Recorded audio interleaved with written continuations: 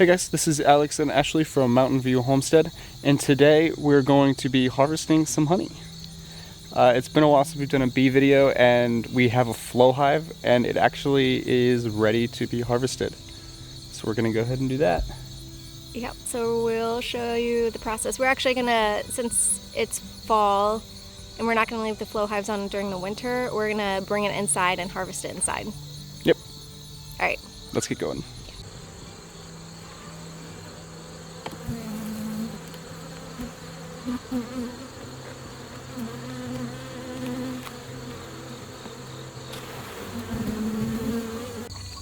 That really is an unfortunate spot that they did that.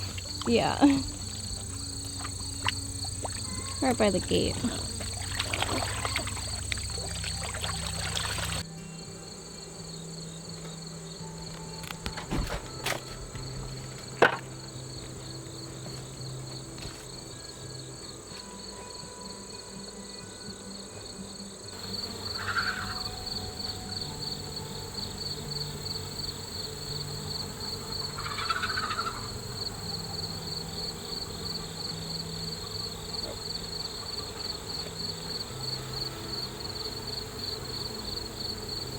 Hey guys, so we went out to our hives, and what had happened was, I guess during the dearth, the bees ended up eating a lot of their honey that we were saving. So this is kind of one of those lessons learned for next year is, I think at the end of July, maybe beginning of August, we're just gonna remove all of the honey and then start putting the feeding supers, because you don't want to put the food supers on with the honey supers. So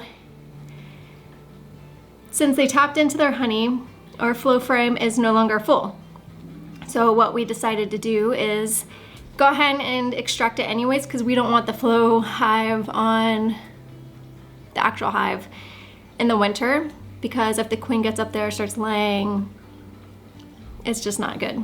So we need to downsize the stack of hives anyway. So most of it's uncapped though. So since a lot of it's uncapped, it hasn't really finished the process of turning into honey, I guess. And the moisture content is probably too high for human consumption. So we are just gonna go ahead, extract, put it in a jar, and then use a feeder frame. And in the winter, we can just pour this back into the hive. We still have like one and a half supers of the medium honey frames that we will extract and probably use to eat. So this year hasn't been a total bust, but yeah, let's get to it. This is our first time doing the flow super. All right, let's see how this works. So I'm gonna use these 16-ounce pint jars. It's all I have, so we're making do. I have my flow hive key and these little tubes, and I think I'm gonna just extract 2 frames at a time. All right guys, here's the flow hive setup. I think I might do an outer one and then a middle one, since my jars are pretty small, and then go back and just do every other, so there's enough space. But yeah, I'll go ahead and get started. All right, my little fingers cannot handle twisting this, so.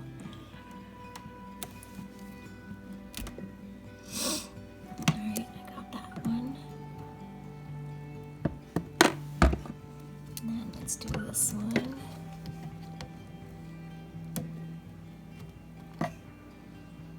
Okay. And then I'm going to go ahead and insert this. Oh, that's probably the wrong way. I don't know if I need to twist this.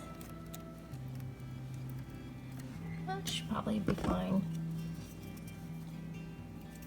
I guess this little side goes in this way, I'm assuming.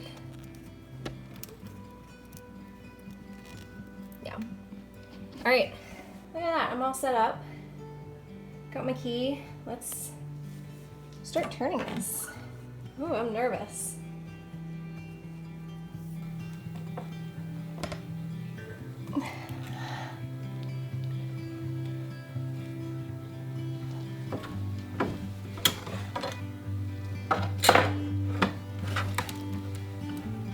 So I'm supposed to be able to just twist it, but holy cow, this thing is, you can kind of see when I push down there's little air bubbles, but they propolized this so much I think I just can't get it.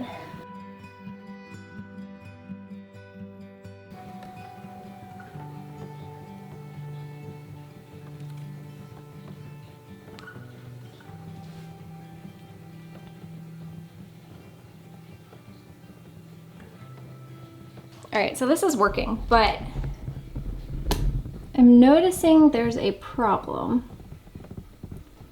I don't know if you guys can hear that. Here, let me take this off. I don't know if you guys can hear this. It's like a dut dut dut dut dut sound.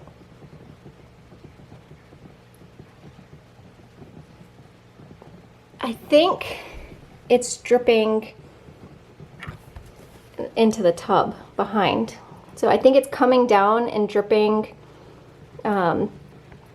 into this wooden box that I have here, into this tub, which is why I have the tub just in case that happened. But this is working very well. This is very cool. That jar is almost full.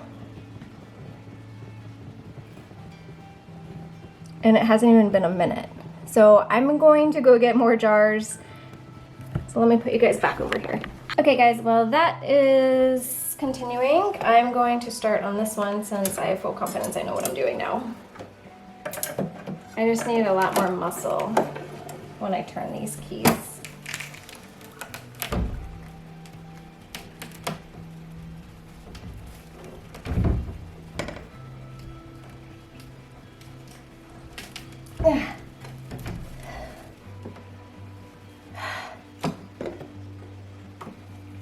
Oh, this one's gonna need another jar.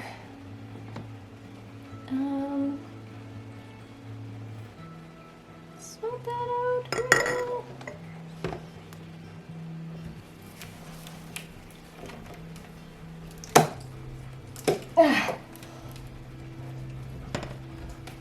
Not good if you've got arthritis or any type of wrist issue. Here we go. Here's a good shot. Those keys are very hard to turn at first.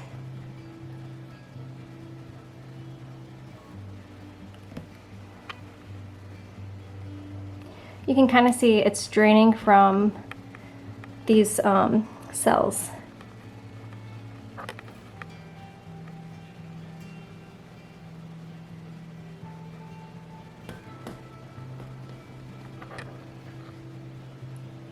But yeah, the other one's already filled up 2 pints. I'm working on a third. I'm gonna go ahead and I think I'm just gonna strain it.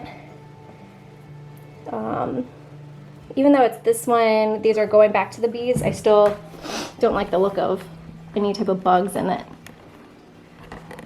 Because there are some ants and stuff in this. Okay. Let's see if I can get this one done.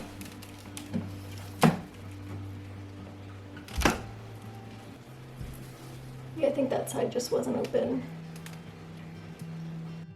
All right, so here's the final Flow Hive honey harvest product.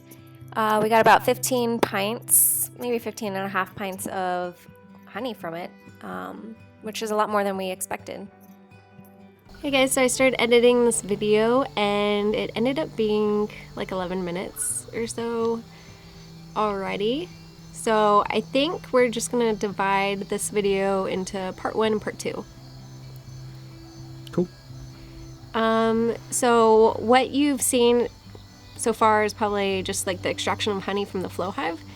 And I guess we should give our thoughts and opinions on how we liked the flow. This is our first time using the flow hive. I liked it. I think if you have a hive that you're comfortable leaving it on year-round, it would be perfect. Maybe have another super on top of it if you wanted to pull honey out of it whenever you want. But as far as convenience goes, it's pretty fantastic. So I disagree. I didn't like the flow hive all that much. Like in the extraction process, 100%, it was so much easier. But practicality, I guess, on the hive, I don't like it. It's not as versatile, I feel like. Yeah. I feel like you're kind of stuck using it if you're using it. Like you can't swap frames in and out to replace once one's full. So to me, that was a little frustrating, like having to wait until the whole thing's done to bring it inside. Actually, I bet you if we had a bunch of spare flow hive frames, we could have. Probably, but they're really expensive. Yeah, it'd be an investment. But yeah, the extraction process was really good. The hardest part was turning those keys. Like, I don't know if it's just difficult because it was the first time we've ever used it or what, but it was insanely hard to twist the keys. But once the honey started flowing, it was very easy and clean. Also, you'll see in the video that there's a lot of debris and bugs that flow out of the flow hive into the jars, and I think one of the reasons why that is because if you remember earlier in this video, it was saying that there was mostly uncapped honey, so the bees didn't clean it out and process it all the way till it was done. So we had to jump the gun because we didn't know what to do, how to store the flow hives over winter because they weren't full. So we just decided to extract it and then just feed it back to the bees, maybe in the winter. Yeah. And a lot of it could be that we just waited too long. We were a little late because at one point I think it was completely full, and then the dearth happened and they ate it. And then part 2 is going to be us. So yeah, part 2 is extracting the old-fashioned way. Yes. So we got a giant extractor that we were very excited to use, and we'll get into whether or not we like it in the next video. I know what my answer is. I think it was a pretty fun experience with the flow hive. I'm glad we got to try it, but I don't think I'm going to use them next year. Yeah. I'd agree. It seems to be a lot more trouble than it's worth, because you can't really move it and it gets really heavy. Oh, there's people walking. Alright, let's close out. Alright, see you guys. Alright, later.